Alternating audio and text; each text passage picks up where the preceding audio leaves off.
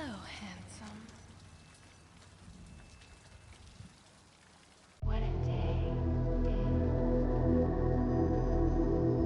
You look lonely. I can fix that. Та ганцаардаж байна уу?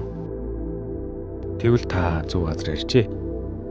Учир нь та ганцаараа биш. Яг одоо таныг ганцаардаж байх оронд дэлхийд дээр тантай адилхан сая хүмүүс яг тань шиг ганцаардлундаа өдөр хоногийн өнгөрөөсөөр л байна. Сүүлийн үед дэлхийд дахинд ганцаардах нь нэлээд түгээмэл үзэгдэл болж 10 жилийн дотор 6 хүн тутмын нэг нь ганцаардал орсон хэмээн Дэлхийн эрүүл мэндийн байгууллагаас тооцоолсон байдаг. Та эрэгтэй ч вэ, эмэгтэй ч вэ, хөвшин ч вэ, залуу ч вэ, хүүхдгэд хамаа байхгүй. Ганцаардал хүнийг ялгадаг.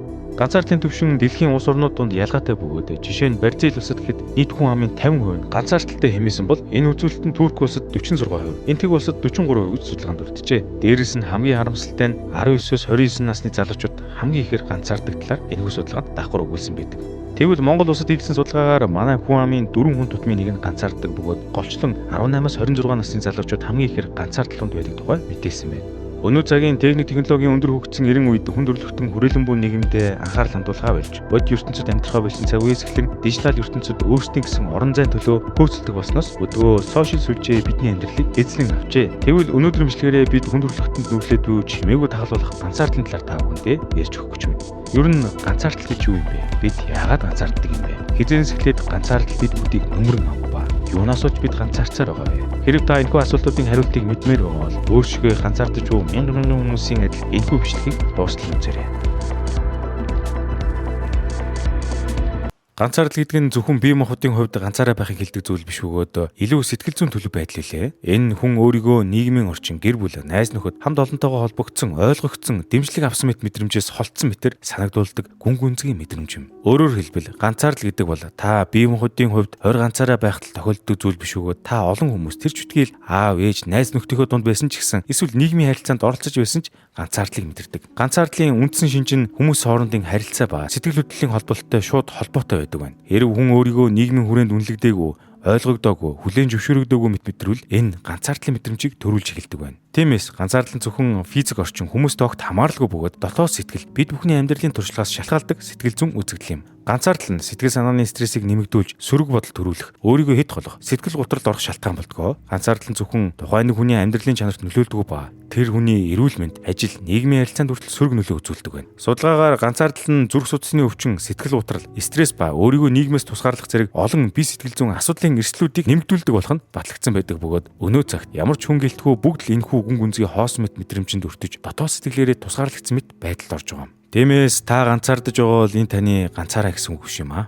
За ингээд танд нэг сонирхолтой зүйл болоход задлан комьюнити гэж нэгдсэн байгаа. Тэгэхээр та энэ комьюнитид орсноор юу болж авах вэ гэдэг дүртэй. Мэдээж зэрэг YouTube задлан хичээл бүрэн бүтнээрээ тэнд байрсан байгаа. За дээр нь нэмээд камерын өмнө өөрийгөө харуулах зориг гэсэн гоё хичээлүүд байгаа. За дээр нь видео эвлүүлгийг урлаг болтон хөгжүүлэх гэсэн ийм гоё хичээлүүд бас орсон байгаа. Мэдээж энэ комьюнитиг байгуулсан давуу тал нь юу гэхээр хамтдаа гоё контент бүтээлийг хамтынхаа мэдлэгийг хуваалцах тэр хүрээллийг бий болгох зорилготой юм. За тэгээ явцын дунд бол комьюнитигаар бүүндээ уулзах ивент, мөн найд вид задлан гэх мэтлэн гоё номнууд бэлэг авах зөндөө олон зүйлсүүд байгаа. Дээр нь яг танд хэрэгтэй гоё хичээлүүд улам бүр сар бүр нэмэгцээр л явах болно. Ингээд бас хичээлүүдийг бүрэн дүрэн үздэг хүмүүс бас тусгай санал тавьж байгаа. Тэр нь бол хамтдаа сууг эзэмших, хамтдаа контент креатор болох гоё саналууд явж байгаа. Тэгэхээр та бүхэн задлан комьюнитид нэгдэж хамтын мэдлэг эзэмшээрэй. Ганцхан контент эхлэлтгүй өөр хувь хүнд хэрэгтэй маш олон мэдлгүүдийг энэ комьюнитигаар дамжуулан хүргэх зорилготой байгаа. Тэгэхээр та бүхэн видеоны доор description байгаа энэ линкээр ороод бүртгүүлээрэй. Сарын $29. Мөн удахгүй олон хичээлүүд нэмэгдэх тусам үн ажил нэмэгдэж магадгүй.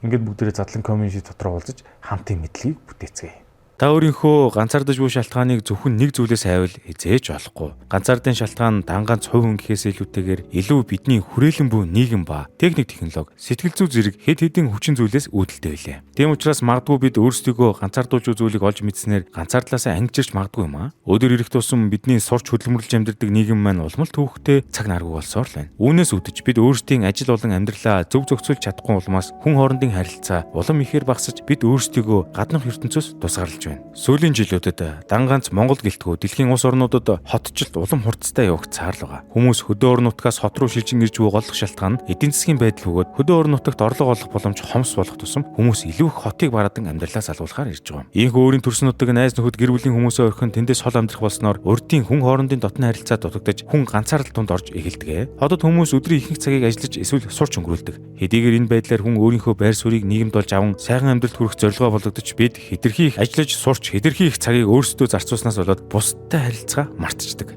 Ингээд урт өдрийг өнгөрүүлсний дараагаар орой үдэш ганцаардмал дундаа умбдаг шүү дээ. Үүнээс үдэж өнөө цагт хүмүүс улам нэг нэгнтэйгээ харьцаа болж байна. Хэдийгээр та олон хүмүүсээр хүрээлэгдсэн байдаг ч ганц ч болоо удаа яг тэдэнтэй яг чин сэтгэлээсээ ярилцаж өөрт дутагдаад байдаг хүнтэй харилцах сэтгэлээ нөхөж авч чадсан уу? Эсвэл зүгээр л мэдлээд өнгөрөхийн дайтай зөрүүд өнгөрдөг үү? Иймээс өнөө цагийн бидний ганцаарлын эхний том шалтгаан бол ерөөсөө зав чөлөөгүй ярвихтэй нэг юм байна. Хүмүүс өдөр тутмын амьдралдаа бусадтай зөвхөн түр зургийн харилцаа үүсгэдэг болсноор дотоод сэтгэлдээ ганцаардлыг мэдэрсээр л байна. Нийгмээс гадна бидний хамгийн ихээр ганцаардуулдаг өөр нэгэн хүчин зүйл бол 21-р зууны дижитал эрен үе үлээ. Интернетийг анх 33 жилийн өмнө бүтээхдээ ганц л том зорилгод хүрэхийг зорж байлаа. Тэр нь хүмүүсийг улам ойртуулах. Гэсэн ч өнөө цагийн интернетээр хүрээлэгдсэн ертөнцид интернет биднийг хүмүүстэй ойртуулах бас улам холдуулж байна. Хүмүүс өдрийн ихэнх цагийг бусдтай өөр газар орчинд бус дэлгэцийн цаанаас онлайн орчинд өнгөрүүлэх болсон. Тэр үеэс эхлээд бид бүгд нэг нэгнээсээ холдож эхэлж. Онлайн сүлжээнд бид бүгд хүн болгонтэй харьцах боломжтой ч хизээч тэдэнтэй нүүр тулан уулзаад 5-3 үг сольдог шиг гүн холбоог бий болгож чаддаггүй. Та хэдийгээр Facebook дээрээ 1000 найзтай боловч тэр 1000 найзынхаа яг хэддээ нүүр тулан уулзаж байсан бэ. Тийм болохоор орчин цагийн интернетийн 90-100-д бид бие биетэйгээ илүү ойр болсон ч зөвхөн тоон багны араас л өөрсдийнхөө дотоод сэтгэлийг нуун харилцагаас үүдэж хэн нэгэнтэй харьцдаг байсан тэрхүү гүн харилцаа үгүй болж улмал ганцаардмал дундаа умсаар л байна. Орой болгон та орондоо ороод унтахаас өмнө сошиалог гүйлгэж байхад хамгийн ихээр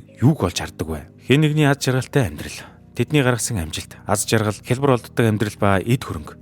YouTube задлан ном M-Book аппликейшнд орлоо. Та аудио хэлбэрээр сонсох боломжтой боллоо. Ингээд бусдын амжилттай сайхан яваг харсны дараа танд ер нь яг ямар сэтгэл төрдөг вэ? Амьдрал шударга биш гэж үү? Ингэж өөрсдийгөө сошиал ертөнцийн хэн нэгний үнэн худал эсэх нь мэддэхгүй ганцхан бичлэг эсвэл посттой харьцуулах нь бид бүгдийг төсөөлж байснаас минь илүү ганцаардалтанд оруулдаг. Харамсалтай нь та энэ тохиолдолд та ганцаараа биш бөгөөд бид бүгдэд бүгдээрэнд нь танд төрж буйтай яг адилхан мэдрэмж төрдгийг битгий мартаарай. Ингэж л бид илүү олон цагийг дэлгэцний ард өнгөрөх болсноос эхлээд бид бүхний амьдралыг хөнгөлөх зорилготой техник технологи биднийг улам ганцаардлын гүн ангал руу живүүлсээр л байна. Дээрээс нь үүн дээр бид бүгдийн дотор хоримтлагдсан стресс, сэтгэл гутрал, өөртөө итгэлгүй байх байдал ба сэтгэлийн түгшүүр, зовлон шаналж ганцаардлыг улам ихээр өрдөж бид өөрсдийгөө нийгэмдээ хүлээн зөвшөөрөгдөөгүй мэтэр төсөлөхөд хүргэдэг. Өөрийгөө бусдаас ялгаатай, бусдад хизээж ойлгогдож байгаагүй, бусдад хүлээн зөвшөөрөгдөж байгаагүй хэмээх бодлууд нь хүнийг улам ганцаардуулдаг. Тийм учраас л хэрэв та ганцаардлаа даван туулж чадахгүй бол өнөө сөрөг сэтгэл хөдлөлттэй нь улам ихээр нэмэгдэж улам л өөрийгөө нийгмээс тусгаарлаж цаашлаад эрүүл мэндэдтэй нь сөргөөр нөлөөлж эхэлдэг. Иймд бид бүгдэд ганцаардах бишгүй их шалтгаан байгаа үзье.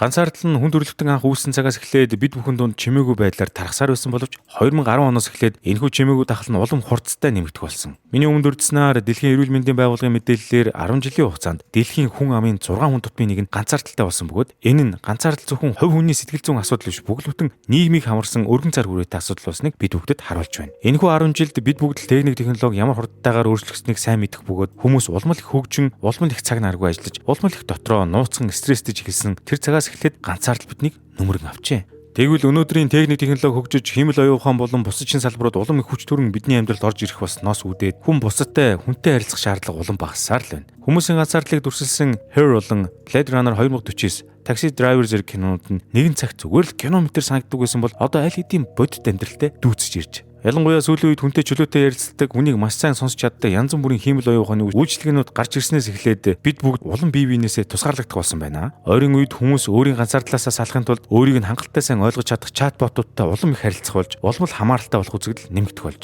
Бүр зарим нэгэн хүмүүс нь аль хэдийн өөрийнхөө тухай өдөртөө гаргасан амжилт ололтоо сонссон гоё зүйлсээ ChatGPT-д хэлж хуваалцдаг болсон бөгөөд энэ нь бид хэр их бие биенээсээ хөндөрч нэг нэгнээ бүрэн ойлгож чадахгүй болсныг илтгэж байгаа биш гэж юу? Ингээд энэхүү бичлэг маань төгсөж байна. Бидний бэлтгэсэн энэхүү бичлэг танд тонхон зурч гэсэн ганцаардаас ангижрах мэдрэмжийг олгож чадсан гэж найдаа. Хүний нийгэм магадгүй маш олон хэлбэр дүрсэн шилжин хувирч өөрчлөгдөж магадгүй. Гэвч хүний дотоод сэтгэл, мөн чанар гэдэг бол хизээж өөрчлөгддгүй зүйл юм. Танд яг одоо магадгүй хэн ч хэрэггүй юм шиг эсвэл бусд хүмүүс таныг хангалттай үнэлдэггүй, ойлгодгүй болохоор ганцаараа баймар санагдаж байж болох юм аа. Гэсэн ч хүн болгонд л бусд хэн нэгэнтэй харилцаж сэтгэл санаа бодол зэрэгээ хуваалцах хэрэгцээ байдаг. Тийм болохоор яг одоо ганц удаач болов өөрийгөө бусдаас орхигдсон хүмэт мэдрэмжээ хойш тавиад хинтээ ч хамаагүй хэсгэн хоромж болтугай чин сэтгэлээсээ ярилцаад үзээрэй. Эцэст нь ганцаардлыг бид ганцаараа мэдрээгүй. Ингээд та бүхэн өөрсдийн сэтгэлдээ бичжүүлдээгээрэй. Бид хүн уншия.